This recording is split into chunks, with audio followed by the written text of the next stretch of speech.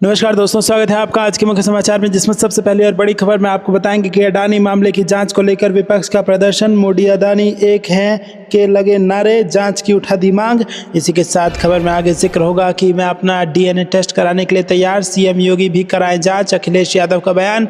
खबर में आगे आपको बताएंगे कि सरकार चलाने में सक्षम नहीं सीएम नीतीश, नौकरशाह ले रहे हैं फैसले, तेजस्वी यादव का मुख्यमंत्री नीतीश कुमार पर हमला।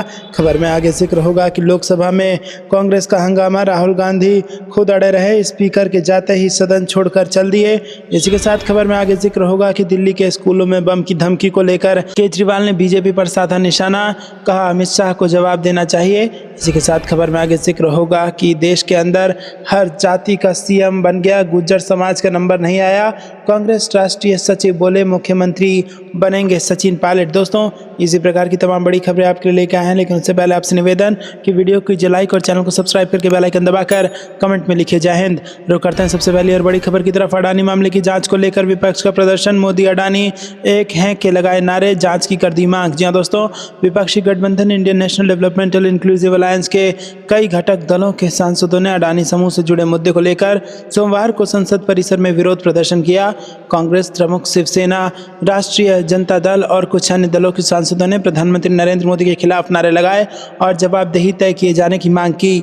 लोकसभा में नेता प्रतिपक्ष राहुल गांधी और कांग्रेस अध्यक्ष मल्लिकार्जुन खड़गे इस विरोध प्रदर्शन में शामिल हुए। विपक्षी सदस्यों ने मोदी अडानी एक हैं के नारे लगाए। कई विपक्षी सांसदों ने प्रधानमंत्री नरेंद्र मोदी और उद्योगपति गौतम अडानी का मुखौटा पहन रखा था। रिश्वतखोरी और धोखाधड़ी के आरोपों में अडानी समूह के प्रमुख गौतम अडानी और कंपनी के अन्य अधिकारियों पर अमेरिकी अभियोजकों द्वारा अभियोग लगाए जाने के बाद कांग्रेस और कुछ अन्य विपक्षी दल संयुक्त संसदीय समिति से आरोपों की जांच कराए जाने की मांग कर रहे हैं। लोकसभा में नेता प्रतिपक्ष राहुल गांधी ने हाल ही में इस मामले को लेकर उद्योगपति गौतम अडानी की तत्काल गिरफ्तारी की मांग की है। अडानी समूह ने सभी आरोपों को आधारहीन बताया है।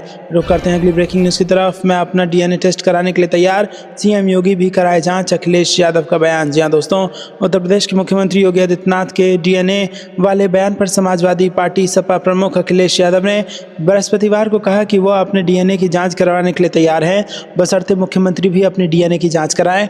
योगी ने अयोध्या में रामायण मेले के उद्घाटन के बाद विपक्षी दलों पर समाज को बांटने का आरोप लगाया और कहा कि अयोध्या व संभल में मुगल शासक बाबर की सेना ने जो किया और आज जो बांग्लादेश में हो रहा है उसका डीएनए एक ही है। उन्होंने कहा कि मीडिया जरिए मैं पूरी जिम्मेदारी के साथ कह रहा हूं कि उन्हें डीएनए के बारे में बात नहीं करनी चाहिए। अगर वो डीएनए के बारे में बात करते हैं तो मैं डीएनए टेस्ट कराने के लिए तैयार हूं और मुख्यमंत्री को भी अपना डीएनए टेस्ट कराना चाहिए। अखिलेश यादव ने कहा कि डीएनए की बात करना मुख्यमंत्री योगी को शोभा नहीं देता। एक संत भगवा वस्त्र धारण किए एक योगी होने के नाते उन्हें डीएनए के बारे में बात नहीं करनी चाहिए। अखिलेश यहां एक निजी कार्यक्रम में शामिल होने के लिए पहुंचे थे। रुक करते हैं अगली ब्रेकिंग न्यूज़ की तरफ। सरकार चलाने में सक्षम नहीं है सीएम नीतीश, नौकरशाह ले रहे हैं फैसले, तेजस्वी यादव का मुख्यमंत्री पर हमला। जहां दोस्तों आपको बता दें कि बिहार विधानसभा में प्रतिपक्ष और राष्ट्रीय जनता दल के वरिष्ठ नेता तेजस्वी यादव ने आरोप लगाया कि मुख्यमंत्री नीतीश कुमार की सरकार चलाने में वो सक्षम नहीं रह जाने से सभी फैसले नौकरशाह ले रहे हैं, जिससे राज्य में पूरा शासकीय परिदृश्य बिगड़ गया है। यादव ने रविवार को संवाददाताओं से कहा कि मुख्यमंत्री कुमार सरकार चलाने में सक्षम नहीं है और वो पूरी तरह से नौकरशाहों पर निर्भर हो गए हैं। उन्होंने कहा कि वास्तव में नौकरशाह फैसले ले रहे हैं, जिससे राज्य का पूरा परिदृश्य खराब हो गया है। राजद नेता ने कहा कि मुख्यमंत्री कुमार के निर्देशों पर प्रशासन द्वारा बिहार लोक सेवा आयोग प्रतियोगी परीक्षा के अभ्यर्थियों को अनावश्यक रूप से परेशान किया जा रहा है। उन्होंने कहा कि शनिवार को शांतिपूर्ण तरीके से अपनी जायज मांगों को उठा रहे अभ्यर्थियों पर लाठीचार्ज किया गया, जिसे बर्दाश्त नहीं किया जा सकता। आरजेडी नेता ने कहा कि आवेदन पत्र दाखिल करने की अंतिम तिथि से पहले 2-3 दिनों तक बीपीएससी का सर्वर काम नहीं कर रहा था, जिसके कारण हजारों छात्र अपने फॉर्म दाखिल नहीं कर पाए। उन्होंने मांग की है कि बीपीएससी का सर्वर 3 दिनों के लिए फिर से खोला जाना चाहिए ताकि वो छात्र अपने फॉर्म भर सकें।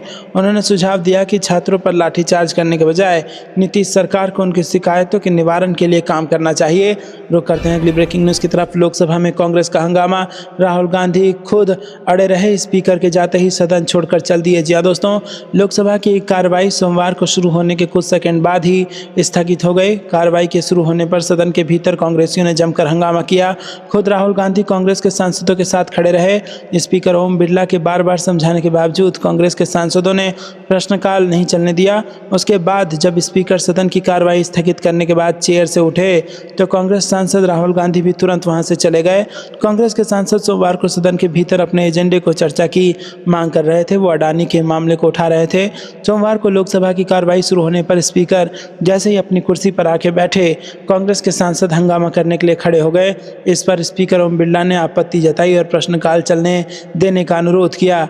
स्पीकर ओम बिरला ने कांग्रेस सांसदों को प्रश्नकाल की अहमियत समझाई और यहाँ तक कहा कि ये मुद्दे पर चर्चा का समय नहीं है, बल्कि प्रश्नकाल का है जो सबसे अहम है।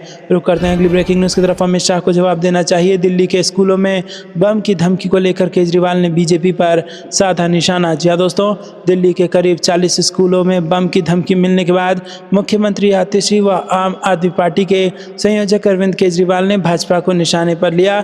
उन्होंने राजधानी दिल्ली की कानून व्यवस्था को लेकर सवाल खड़े किए। सीएम आतिशी ने अपने आधिकारिक सोशल मीडिया एक्स हैंडल पर पोस्ट कर कहा कि दिल्ली में रोजमर्रा होने वाली फिरौती, हत्याओं, गोलीबारी की घटनाओं के बाद अब स्कूलों को बम से उड़ाने की धमकियां मिल रही हैं। दिल्ली में लॉ एंड ऑर्डर की ऐसी बदहाल हालत पहले कभी नहीं रही। भाजपा शासित केंद्र सरकार दिल्ली वालों को सुरक्षा देने के अपने इकलौते काम में फेल हो चुकी है। वहीं अरविंद केजरीवाल ने अपने पोस्ट में कहा कि दिल्ली वालों ने दिल्ली में कानून व्यवस्था की इतनी बुरी हालत पहले कभी नहीं देखी थी। अमित शाह को आकर दिल्ली वालों को जवाब देना चाहिए। बता दें कि रविवार सुबह दिल्ली के दो बड़े नामी स्कूल डीपीएस आरके पुरम और पश्चिम बिहार के जीडी गोयंका को बम से उड़ाने की धमकी मिली। इसके बाद सामने आया कि करीब 40 स्कूलों को ऐसी ही धमकी ईमेल के जरिए दी गई है। रुक करते हैं अगली ब्रेकिंग न्यूज़ की तरफ। देश के अंदर हर जाति का सीएम बन गया, गुज्जर समाज का नंबर नहीं आया। कांग्रेस के राष्ट्रीय सचिव बोले मुख्यमंत्री बनेंगे सचिन पायलट। जी हाँ दोस्तों, कांग्रेस पार्टी के राष्ट्रीय सचिव धीरज गुज्जर ने इस बार सचिन पायलट को मुख्यमंत्री बनाने की भविष्यवाणी की है। पुणे में एक कार्यक्रम में हिस्सा लेने पहुंचे धीरज ने कहा कि आज हमारे नेता सचिन पायलट हैं। अगर हिंदुस्तान के इतिहास में कोई मुख्यमंत्री बनेगा गुज्जर समाज का तो वो सचिन पायलट होंगे। रुक करते हैं अगली ब्रेकिंग न्यूज़ की तरफ। आप कब्जा करेंगे और हम बैठकर लॉलीपॉप खाएंगे, बांग्लादेश के मुद्दे पर बोली ममता बनर्जी। जी हाँ दोस्तों, बांग्लादेश के मुद्दे पर देश भर में सियासत जारी है और इस बीच पश्चिम बंगाल की मुख्यमंत्री ममता बनर्जी का बयान सामने आया है। ममता बनर्जी ने कहा कि बांग्लादेश में जो हो रहा है वो ठीक नहीं है। अल्पसंख्यकों पर अत्याचार हो रहा है, उपद्रवी दंगे कर रहे हैं, लेकिन हम ऐसी कोई टिप्पणी ना करें जिसका यहाँ असर हो। मुख्यमंत्री ने आगे कहा कि हम दंगे नहीं चाहते, हम शांति चाहते हैं।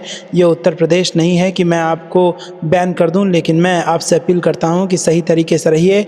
कुछ फर्जी वीडियो वायरल किए जा रहे हैं, एक खास राजनीतिक दल ऐसा कर रहा है। राजनीति मत कीजिए, वहाँ हमारे दोस्तों को नुकसान होगा।